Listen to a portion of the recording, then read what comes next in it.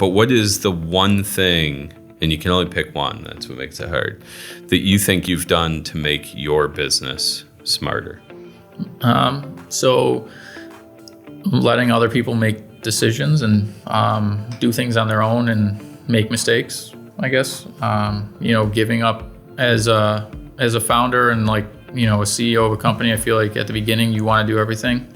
You know best. I know best. I know that's wrong. Blah blah blah.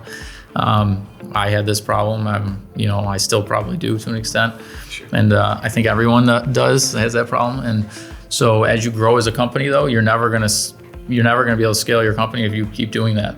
I mean, you're just gonna stay at a certain size, and that's it. You won't be able to scale. It's impossible to keep making all the decisions in a bigger company and to do all that. So bringing people in, talented people, smarter people than you, and then letting them make decisions.